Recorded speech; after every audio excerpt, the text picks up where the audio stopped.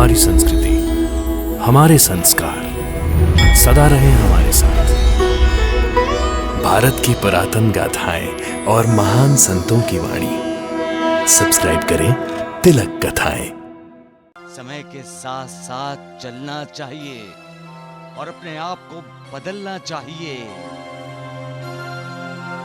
जो रीति, जो परंपराएं इंसान की तरक्की में रुकावट बनकर खड़ी होती हैं, उस रीति, उस परंपरा को तोड़ देना चाहिए। तो क्या बाबा जी की बेटी की फिर से शादी होनी चाहिए श्यामा, होनी चाहिए। उसकी शादी अवश्य करनी चाहिए। अवश्य करनी चाहिए। फिर धर्म का क्या होगा साईं बाबा? तुम खुद तो अधर्मी हो, सबको अधर्मी बनाओगे। किस धर्म की बात कर रहे हैं आप द्वारिकानाथ जी?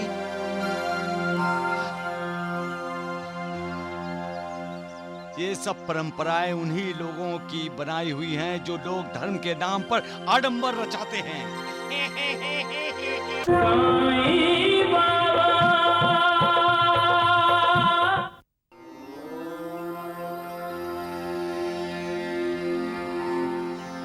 गुरुजी, बाबा आ गए।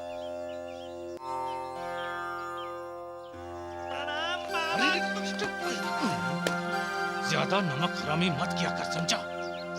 बाबा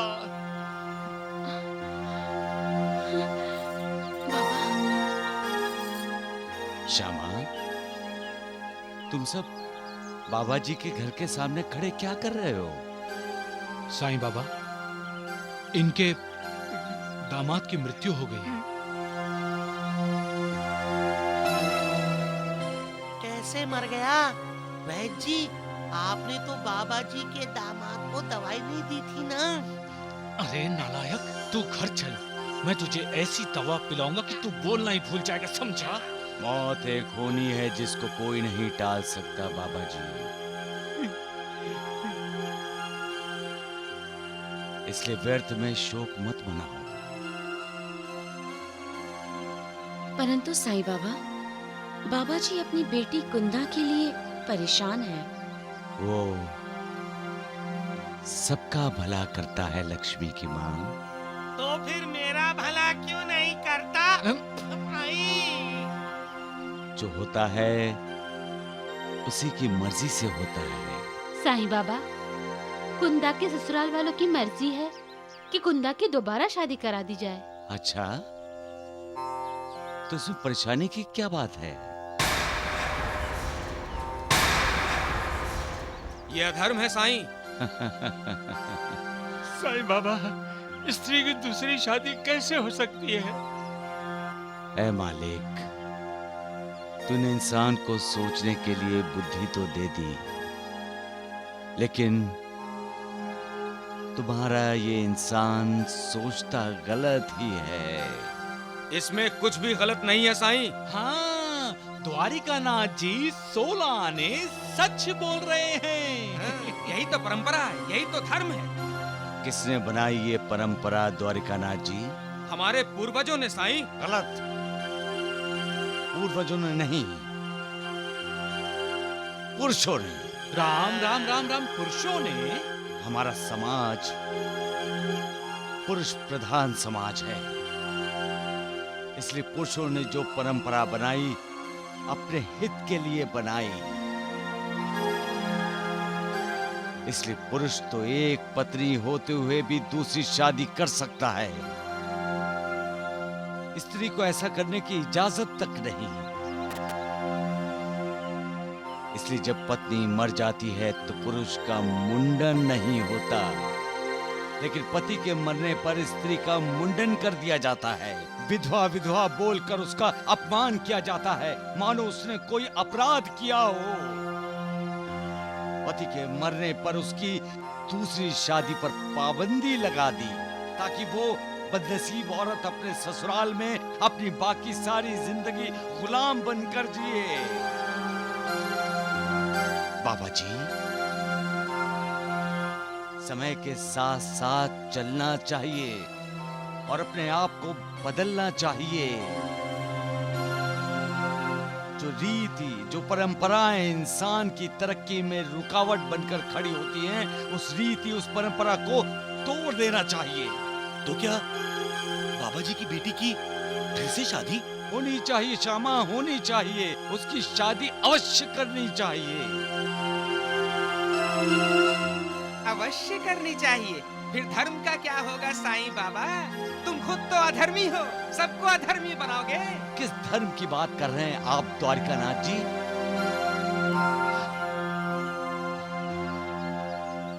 ये सब परंपराएं उन्हीं लोगों की बनाई हुई हैं जो लोग धर्म के नाम पर आडंबर रचाते हैं।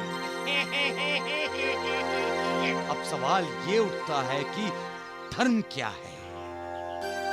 सूर्य का धर्म है पूरी दुनिया को रोशन करना। वृक्षों का, पेड़ों का धर्म है सबको छाया देना, फल फूल देना। समाज का नेतृत्व करने वाले नेताओं का धर्म है समाज को उचित मार्ग दिखाना, उचित मार्ग पर ले जाना। हर परिवार के बड़े का धर्म है अपने परिवार के हर सदस्य को सुख शांति प्रदान करना। बाबा जी, अब तुम ही बताओ, एक पिता का क्या धर्म है? साईं बाबा, पिता का धर्म है कि अपनी संतान को योग्य संस्कार देना और उन्हें सुखी रखना। बाबा जी, जब आप ये सब जानते हैं तो अपना धर्म क्यों नहीं निभाते? पीछे क्यों हटते हो? अपनी बेटी की दूसरी शादी क्या तुम्हें अधर्म लग रहा है? क्या तुम अपनी बेटी को सुखी देखना नहीं चाहते? अपनी बहू का सुख चाहते हैं, भविष्य संवारना चाहते हैं उसका, और तुम बाप होकर अपनी बेटी का भविष्य बिगाड़ना चाहते हो। कुंदा बेटी के ससुराल वालों ने जो सोचा है, अच्छा सोचा है।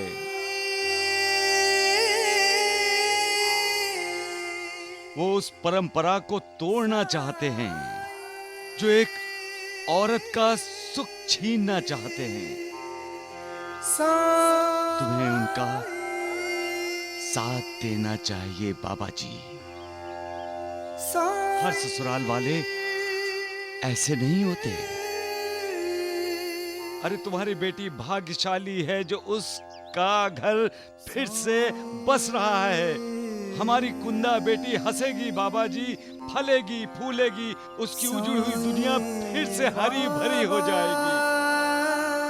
अरे माता पिता को और क्या चाहिए बाबा जी? अपनी संतान के सुख में ही तो वो अपना सुख ढूंढते हैं, है ना बाबा जी? हमें माफ कीजिए बाबा, माफ कीजिए। हमने गलत सोचा था बाबा, गलत सोचा था। द्वारिकानाथ जी, आपकी सोच भी गलत थी। चलिए आप भी बाबा से माफी मांगिए। चलिए। वैसे ये आदमी पूरा का पूरा ही गलत है। हाँ। उठो बाबा जी, उठो। याद रखो, जिस घर में औरत की इज्जत नहीं की जाती,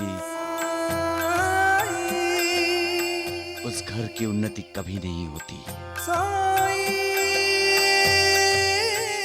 क्योंकि हम औरत को लक्ष्मी मानते हैं, दुर्गा मानते हैं, सरस्वती मानते हैं, जिसका मतलब है हमें औरत से ही धन, दौलत और शिक्षा मिलती है। औरत ही हमें जन्म देती है, औरत ही बेटी, बहन, पत्नी और माँ के रूप में हमारा जीवन समृद्ध करती है। स्त्री की उन्नति में ही पुरुष की उन्नति छुपी है, तो फिर हमें स्त्री की उन्नति पर रोक नहीं लगानी चाहिए। देवा, आपने कितनी अच्छी तरह से हम सबको ये बात समझाई। इसीलिए तो साईं बाबा गुरुओं के गुरु हैं। साईं बाबा सबका मालिक एक।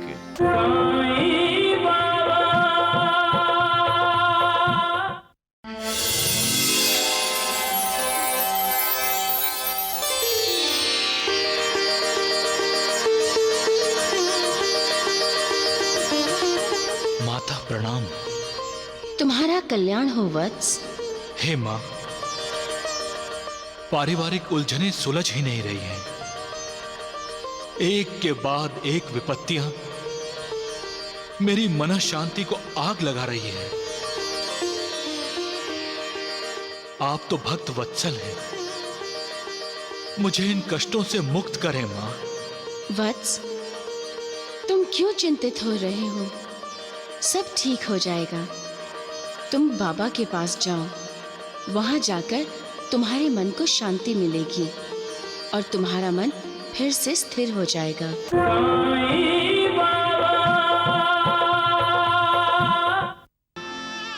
जय दुर्गा, जय माता, जय दुर्गा, जय दुर्गा, जय माता, जय माता, जय दुर्गा, जय दुर्गा, जय माता, जय माता, जय सिंह वाहिनी, जय असुर नाशिनी, सिंह वाहिनी, असुर नाशिनी, जय सुजाता, जय दुर्गा, जय दुर्गा, जय माता, जय माता, जय दुर्गा, जय दुर्गा, जय माता, जय माता। हे माँ, मेरे जीवन में बुरी तरह उथल पुथल मच गई है। नित नई उलझन, नित नई समस्या, जिस कारण मेरा मन बेचैन रहता है। अब उमाकांत हवालात में बंद है, क्योंकि उसने सुकन्या के ससुराल में जाकर उनको मारा पीटा। अब मुझे उसकी चिंता लगी रहती है।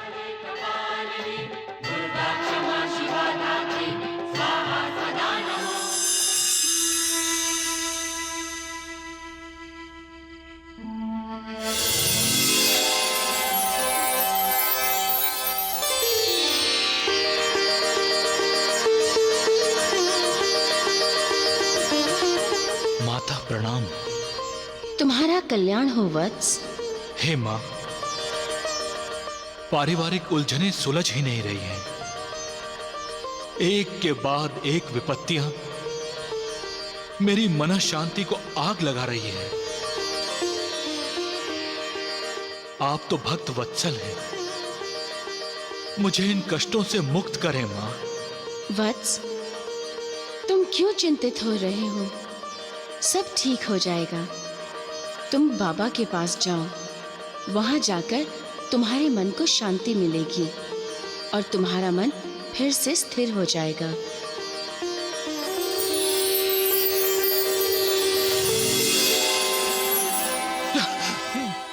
माँ, बाबा? कौन से बाबा? माँ ने तो कह दिया कि बाबा के पास जाओ, लेकिन कहां जाऊं? काका जी, तुम्हें मेरे पास आना है, साईं बाबा के पास। मैं कब से तुम्हारा इंतजार कर रहा हूं, तुम आ ही नहीं रहे। मां सप्तशृंग देवी का साक्षात्कार होने के बाद तो तुम्हें मेरे पास आना ही होगा।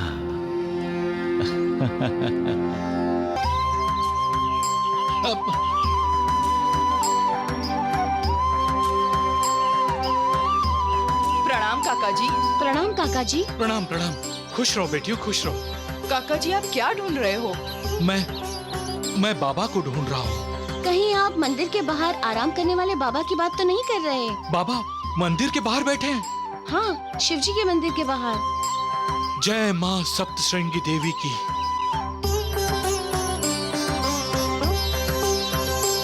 क्या हुआ काका जी को? काका जी भी अपनी खोई मना शांति वापस लाना चाहते हैं। लेकिन सच्चा गुरु नहीं मिला तो मना शांति और बिगड़ जाएगी। इंसान जब अपनी मना शांति खो बैठता है तब उसे पता नहीं चलता कि वो गलत रास्ते पर है या ठीक रास्ते पर। वो जो कर रहा है वो ठीक है या गलत। फिर वो भटक जाता है, बहक जाता है, जिससे वो और अधिक दुखी होता है। इसलिए सुख और दुख को एक ही दृष्टि से देखना चाहिए, तभी वो ना तो दुखी होगा ना ही अपनी मना शांति खोएगा। ओम नमः शिवाय। ओम नमः शिवाय। ओम नमः शिवाय। नमः शिवाय। नमः शिवाय।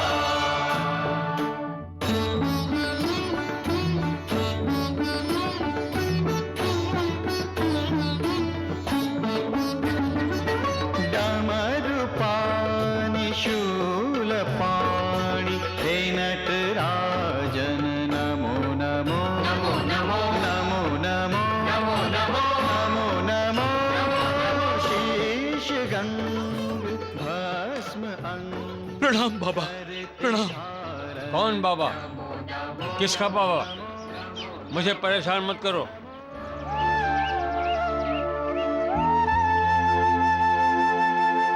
जाओ, चले जाओ यहां से। उसे कोई पहचाने ना, इसलिए योगी कई बार ऐसा नाटक करते हैं। हो न हो, मां सप्तशृंगी का बताया हुआ यही बाबा है। मुझे अपनी मंजिल मिल गई। बाबा, मेरा उद्धार कीजिए। तुम मेरे पीछे क्यों पड़े हो? मुझे नशे का आनंद लेने दो। जाओ। बाबा, मुझे मां सप्तशृंगी ने आपके पास भेजा है। तुम्हें? हाँ। माँ सप्तशृंगी ने? हाँ। मेरे पास भेजा है? हाँ। तुम तो मुझसे भी बढ़कर नशा करने वाले हो। भांग पी ली है क्या, जो तुम्हें सप्तशृंगी माँ का आदेश मिला है?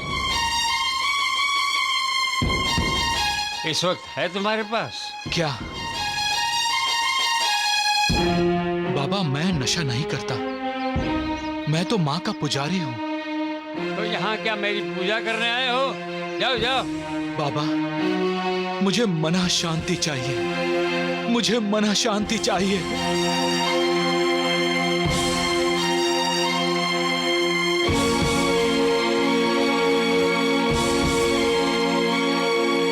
ये पूरी की पूरी पी लो, फिर शांति ही शांति, शांति ही शांति, शांति ही शांति। इसने तो मेरे मन की अशांति और बढ़ा दी। माँ का बताया हुआ बाबा, ये नहीं हो सकता, ये नहीं हो सकता।